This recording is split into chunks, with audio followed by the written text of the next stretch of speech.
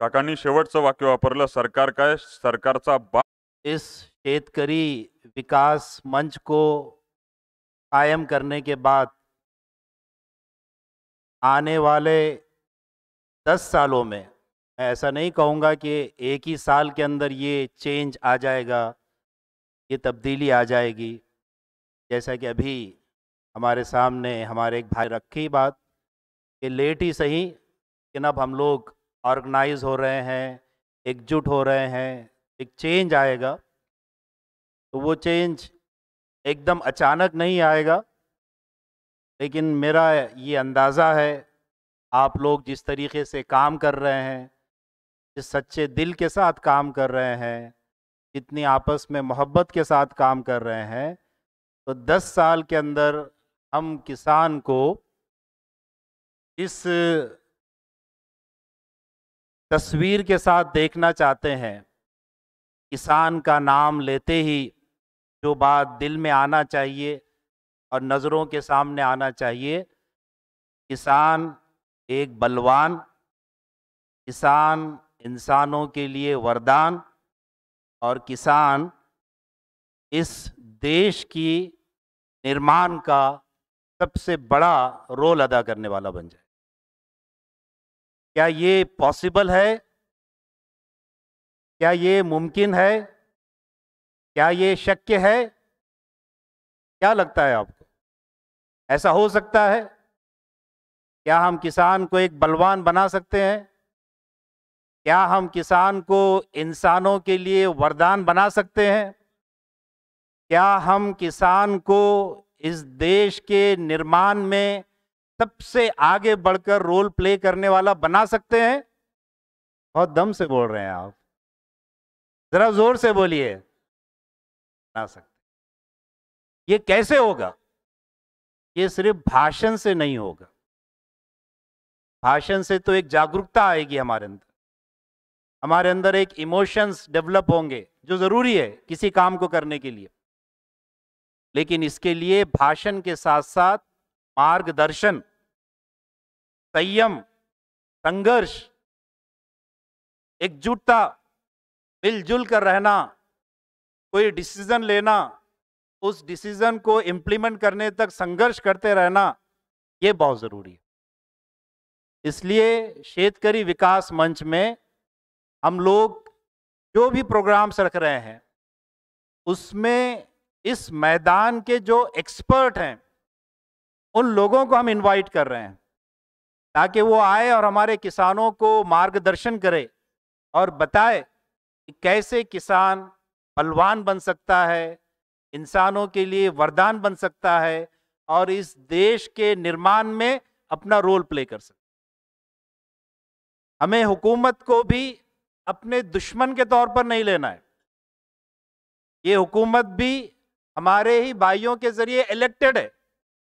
उनके साथ हमारा विचारों को लेकर मतभेद हो सकता है, लेकिन जब वो इलेक्ट होकर आ गए हैं, चुनकर आ गए हैं, तो अब उनसे वो काम करवाना जो किसानों के हित में हो, इंसानों के हित में हो, ये हमारी जिम्मेदारी है। उनसे बार बार मिलना और वो सब चीजें उनसे करवाना जो किसानों के हित के हों, जो इंसानों के हित के हों, और जो हमारे देश को एक तरक्की याफ्ता देश बनाए, विकसित राष्ट्र बनाए, विकास के प्रगति पर रास्ते पर चलने वाला ना बनाए कि साला साल से हम वही सुन रहे हैं कि हमारा देश डेवलप हो रहा है, डेवलप हो रहा है। नहीं, बल्कि हमारा देश डेवलप हो चुका है, ये हमको देखना है, ये हमको करना है। और ये कैसे होगा?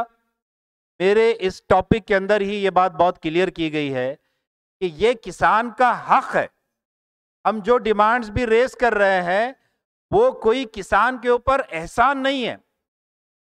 अगर हुकूमत ये काम कर देती है तो वो किसान के ऊपर एहसान कर रही है, ऐसा नहीं है, बल्कि ये किसान का हक है जो उसको दिया जा रहा है। तो इस मौके पर जो टाइम मुझे मिला है, मैं कुछ अपनी रिक्वेस्ट रखते हुए अपनी गुफ्तगू को यहाँ पर कंक्लूड करूँगा।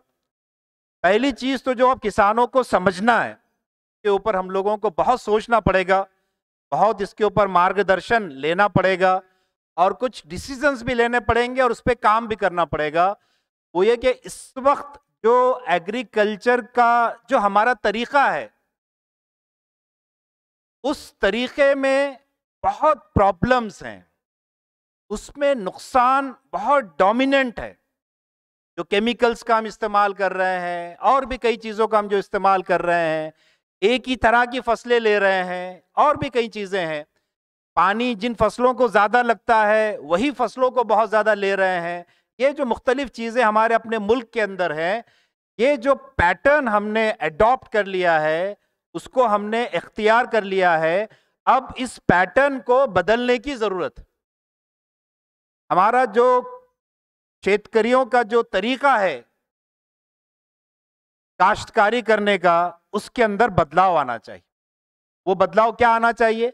आज दुनिया भर के अंदर बहुत सारे जो एक्सपेरिमेंट हो रहे हैं, तो उनमें एक एक्सपेरिमेंट होता है कि हमको सस्टेनेबल एग्रीकल्चर प्रैक्टिसेस इख्तियार करना चाहिए।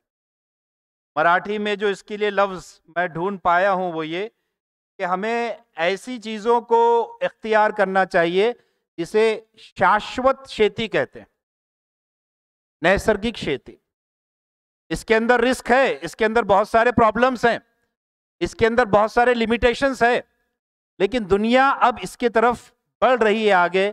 हमको इसके ऊपर वर्क करना पड़ेगा, इस पैटर्न को बदलना पड़ेगा।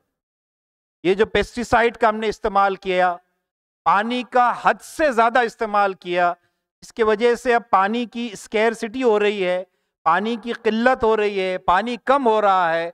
और हमारे खेती बहुत ज्यादा मानसून के ऊपर डिपेंड होने की वजह से फिर अचानक जो क्लाइमेटिक चेंज भी हो गए हैं, वातावरण जो बदल गया है, उसकी वजह से अनसर्टन मानसून है। कभी भी बारिश होती है और कभी भी बारिश नहीं होती है। अचानक बहुत ज्यादा बारिश हो जाती है, फ्लड आ जाता है, और बारिश बिल्कुल बंद होती है तो कई महीनों तक बंद रहती है, जिसमें किसानों का बहुत नुकसान हो रहा है। तो ये जो कुछ भी चेंजेस आए हैं वातावरण के अंदर, तो इसको हमें समझना पड़ेगा और इसमें नेचुरल तरीके क्या हैं उनको सीखना पड़ेगा, उनको इख्तियार करना पड़ेगा, उनको अडॉप्ट करना पड़ेगा, तभी जाकर हमारी बहुत सारी समस्याएं दूर होंगी। गवर्नमेंट ने भी इसका अश्योरेंस दिया है, लेकिन हम लोग जानते हैं गवर्नमेंट के जो घोषणा पत्र होते हैं, जो वादे होते हैं, वो वादे इलेक्शन जीतने के लिए होते हैं, उसके बाद वो भूल जाते हैं।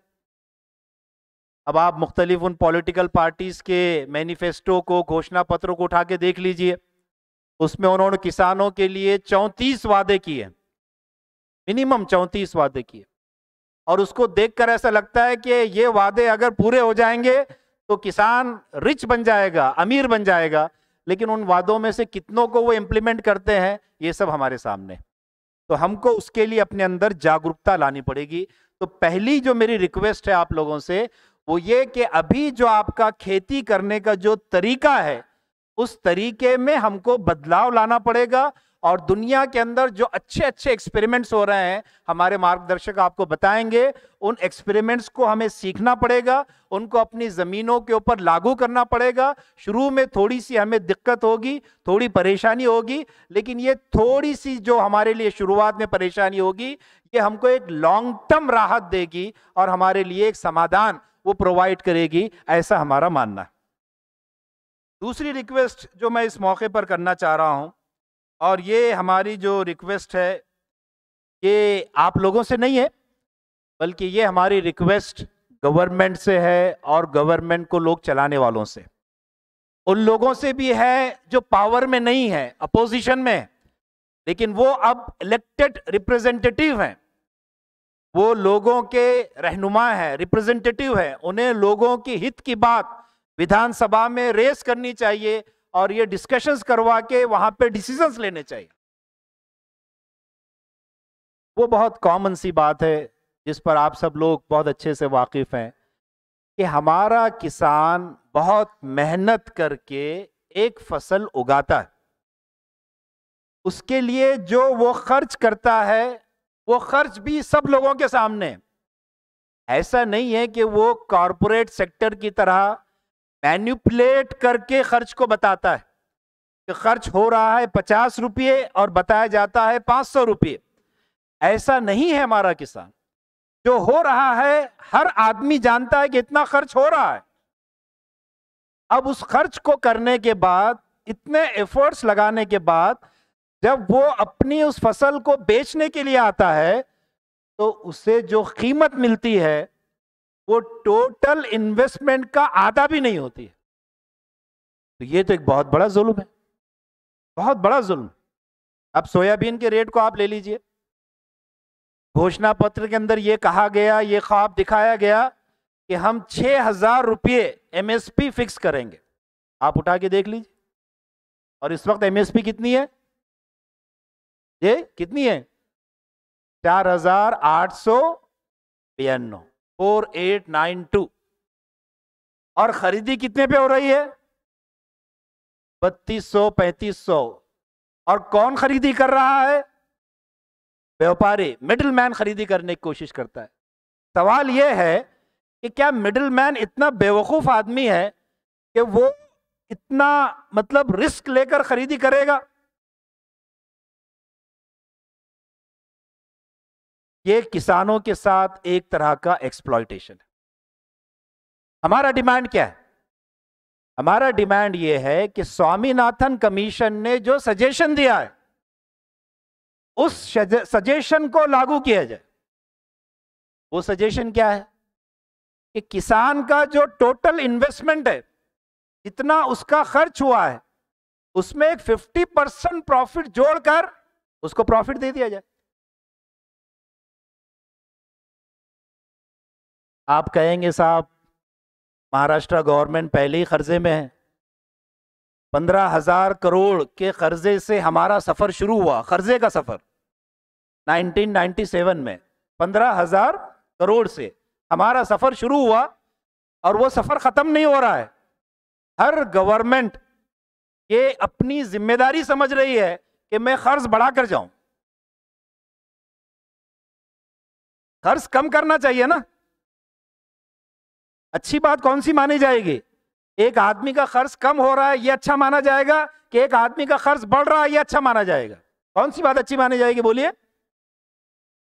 लेकिन हमारी गवर्नमेंट का कर्ज बढ़ रहा है। 15,000 करोड़ से हमारा सफर शुरू हुआ, आज कितना कर्ज होगा बताइए मेरे किसान भाइयों? आपसे मेरा सवाल है, कितना कर्जा है गवर्नमेंट पर? कितना है बताइए, जल्दी बताइए। कितना? 2 लाख करोड़। अरे आप गवर्नमेंट को बहुत अच्छा समझ रहे हैं। 8 लाख करोड़ का कर्जा है।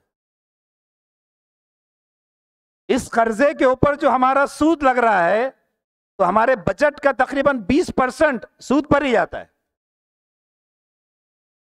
रोड्स तो बन रहे हैं, लेकिन वो रोड्स कर्जे ले लेकर बनाए जा रहे हैं। तो क्या हमको मांगे का उजाला चाहिए? क्या मांगे के उजाले से घर रोशन हो सकता है? नहीं हो सकता। क्या हम अपनी स्टेट को कर्ज फ्री नहीं कर सकते? बिल्कुल कर सकते हैं। हमको ऐसी पॉलिसीज बनानी पड़ेगी। आप कहेंगे कि 50% प्रॉफिट कैसे देते? भाई आजकल बिजनेस में तो 20% और 30% मुश्किल से प्रॉफिट होता है।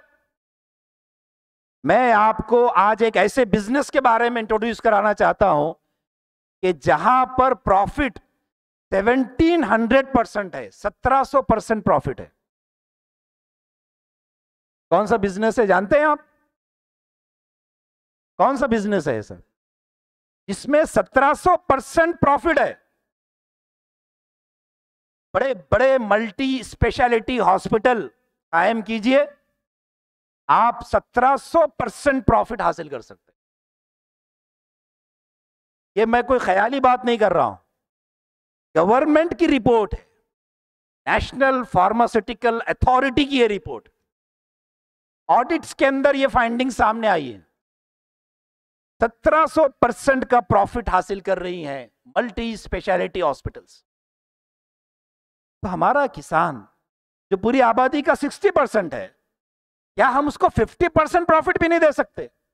इतना पैसा हमारे पास नहीं है।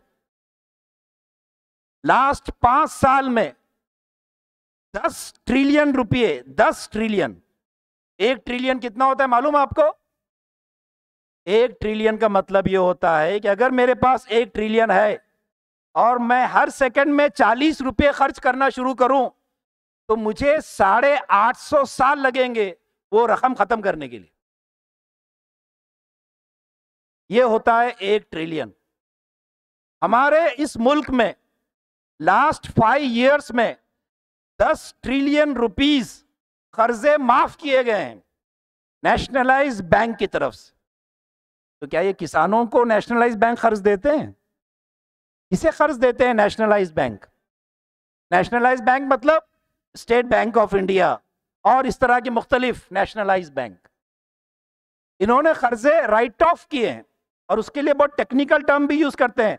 राइट ऑफ का मतलब ये नहीं है कि कर्जा मुकम्मल माफ हो गया, हमने उसको एनपीए में डाल दिया है, हम उसको वसूल करेंगे। अरे कब करेंगे मेरे भाई? हर साल आप ट्रिलियन पे ट्रिलियन देते चले जा रहे हैं, कभी वो वापस होने का रिकॉर्ड आता ही नहीं सामने। तो ये जो कुछ चल रहा है इसको रुकना चाहिए। तो जो मिनिमम प्राइस है प्रॉफिट को ऐड करके वो किसानों को मिलना चाहिए, वो उनका अधिकार। तीसरी रिक्वेस्ट जो मैं इस मौके पर करना चाह रहा हूं वो ये कि देखिए आज का ये जो दौर है इससे हम लोग गुजर रहे हैं, इसको टेक्नोलॉजी का दौर कहते हैं। बोलते हैं ना टेक्नोलॉजी का दौर। मोबाइल आ गया, फोन पे बात करना आसान हो गया, सफर करना आसान हो गया। पहले 24 घंटे लगते थे दिल्ली से यहाँ आने के लिए, अब एयर फ्लाइट से आप 2 घंटे में आ सकते हैं। इतने अफोर्डेबल वो चीजें हो गई है। ये और इस तरह की बहुत सारी चीजें मेडिकल साइंस में भी हुआ है डेवलपमेंट, यकीनन हुआ है, हम उसको निगलेक्ट नहीं कर सकते। टेक्नोलॉजी के अंदर डेवलपमेंट हुआ और आज का एरा टेक्नोलॉजी का एरा है। लेकिन आज के इस दौर को एक और दौर भी कहा जाता है, वो दौर है पॉली क्राइसिस का दौर। पॉली क्राइसिस का दौर मतलब, पॉली क्राइसिस का मतलब ये होता है कि हमारे पास रिसोर्सेस हैं, हमारे पास फैसिलिटीज हैं, हम लोगों के प्रॉब्लम सॉल्व कर सकते हैं, लोगों की समस्याओं का समाधान कर सकते हैं, लेकिन हम समाधान नहीं कर रहे हैं। ये पॉली क्राइसिस का दौर। तो टेक्नोलॉजी के इस दौर में मेरी तीसरी रिक्वेस्ट ये है कि हमें टेक्नोलॉजी को सीखना पड़ेगा। हम जो ट्रेडिशनल तरीके से किसानी काश्तकारी कर रहे हैं ये सही नहीं। हमको टेक्नोलॉजी को सीखना पड़ेगा। जो दुनिया भर के अंदर टेक्नोलॉजी को यूज करके प्रोडक्शन को बढ़ाया जा रहा है, कम वक्त में बहुत सारा काम किया जा रहा है, तो ये सब हमको करने की कोशिश करनी पड़ेगी। तो टेक्नोलॉजी को सीखना इतना आसान नहीं है, उसके लिए हमको बहुत सारे कोर्सेज करने पड़ेंगे, बहुत सारे अधिवेशनों में शरीक रहना पड़ेगा, बहुत सारे वर्कशॉप में शरीक रहना पड़ेगा। ये सब शेतकरी विकास मंच के तहत हम लोग करने का इरादा रखते हैं। तो ये तीसरी रिक्वेस्ट थी जो मैं इस मौके पर आप लोगों के सामने करना चाह रहा था। और हमारी गवर्नमेंट से भी ये आशा और अपेक्षा है कि वो किसानों को टेक्निकली साउंड बनाने की पूरी कोशिश करें।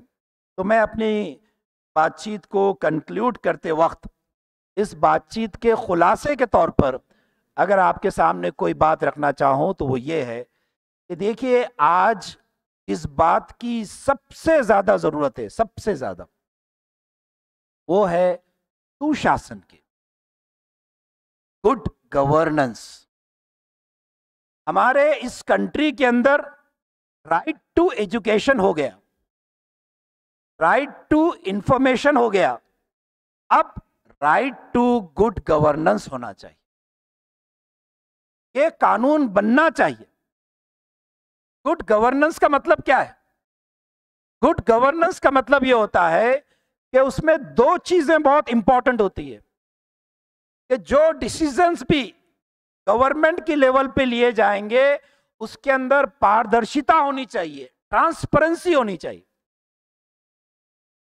दूसरा, उस डिसीजंस के अंदर जो लोग डिसीजन ले रहे हैं, फैसला ले रहे हैं, उनकी जिम्मेवारी, उनकी जिम्मेदारी, उनकी अकाउंटेबिलिटी फिक्स होना चाहिए। ऐसी मनचाहे डिसीजन नहीं ले सकते हैं कि जो दिल में आया वो डिसीजन ले लिए। नहीं, उन्हें किसानों के हित, यहां के रहने वाले लोगों के हित को सबसे ज्यादा इंपॉर्टेंस और महत्व देना चाहिए। ये 2 चीजें गवर्नेंस के अंदर होती है। तीसरी चीज जो गुड गवर्नेंस के अंदर सुशासन के अंदर होती है वो ये कि जस्टिस होना चाहिए, लोगों के साथ न्याय होना चाहिए, किसी का भी हक मारा नहीं जाना चाहिए। दुनिया के अंदर कमजोरों का हक बहुत आसानी के साथ मारा जाता है, किसी बड़े आदमी का हक आसानी से मारा नहीं जाता। बड़े बड़े लोगों ने कर्जे लिए बैंक से और वो ये मुल्क छोड़कर चले गए।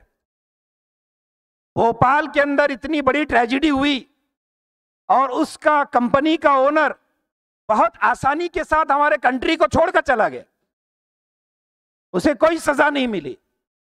लेकिन वहीं हमारा एक मामूली किसान छोटा मोटा कर्ज ले लेता है साहूकार से, तो वो उसका इतना जीना हराम कर देता है, इतना जीना हराम कर देता है कि हमारे किसान भाई को अपनी जिंदगी खत्म करनी पड़ती। हम किसान भाइयों से भी कहना चाहते हैं कि अपनी जिंदगी को अपने हाथों से खत्म मत कीजिए। जिंदगी एक वरदान है, ये जिंदगी के हम मालिक नहीं हैं कि हम अपने हाथों से इसको खत्म कर दें। ये जिंदगी उसकी अमानत है जिसने हमको जिंदगी दी है। इसलिए मेरा विश्वास ये है कि दुनिया के अंदर कितनी भी अड़चन हो, कितनी भी मुश्किल हो, वो थोड़ी देर के लिए रहती है, उसके बाद खुशहाली आती ही है, ये हमारा विश्वास। आप सीजन के अंदर कहीं पर सफर करने जाते हैं, बसेस में रश होता है, ट्रेनों में रश होता है, लेकिन आपको जाना जरूरी होता है तो आप किसी ना किसी तरीके से अनरिजर्व कोच में भी घुस जाएंगे अगर आपके पास रिजर्व टिकट नहीं होगा, क्योंकि आपको जाना है। तो वो 2 घंटे, 10 घंटे, 12 घंटे, 24 घंटे, जितना भी वो लंबा सफर है, वो आप इसलिए करते हैं कि 24 घंटे के बाद मैं अपनी मंजिल पे पहुंचूंगा जहां पे मेरे लिए राहत है। तो जिंदगी के इन प्रॉब्लम से इतना मत घबराइए। आपको हम बलवान बनाना चाहते हैं, बहादुर बनाना चाहते हैं। जिंदगी के इन प्रॉब्लम को फेस करना, उसका मुकाबला करना, उसका सलूशन लेकर आना और उसको इंप्लीमेंट करना, यह एक इंसान होने की, बहादुर इंसान होने की खूबी है। तो गवर्नेंस के अंदर जस्टिस होता है, न्याय होता है, और सुशासन के अंदर आखिरी जो इंपॉर्टेंट चीज होती है वो ये कि गवर्नमेंट के अंदर बैठे हुए लोग ये देखते हैं हर वक्त कि जो डेवलपमेंट हो रहा है, जो प्रगति हो रही है, तो हमारे समाज का जो सबसे कमजोर इंसान है, सबसे कमजोर इंसान, क्या प्रगति का फल उसको मिल रहा है या नहीं मिल रहा है? ये होता है गुड गवर्नेंस। और इंडिया में अब राइट टू गुड गवर्नेंस होना, राइट टू एजुकेशन काफी नहीं है, राइट टू क्वालिटी एजुकेशन होना। तो दोस्तों, मुझे बहुत खुशी है कि आज के इस मेड़ावे में आप सब लोग यहाँ पर उपस्थित हैं। हमारा ये शेतकरी विकास मंच गवर्नमेंट और पॉलिसी मेकर्स और किसानों के दरमियान जो एक गैप है, की वजह से किसानों का नुकसान हो रहा है, किसानों के ऊपर जुल्म हो रहा है, उस गैप को खत्म करेगा और गवर्नमेंट को ये प्रेशराइज करने की कोशिश करेगा कि वो किसानों के हित में फैसले लें और न सिर्फ घोषणाएं करें बल्कि उन घोषणाओं को इंप्लीमेंट भी करे, लागू भी करे। उस वक्त तक हम आपके साथ कंधे से कंधा मिलाकर शरीक रहेंगे, आपका साथ देंगे। हम अल्लाह ताला से दुआ करते हैं कि अल्लाह ताला हमें हमारे ऑब्जेक्टिव्स को हासिल करने में कामयाबी अता फरमाए।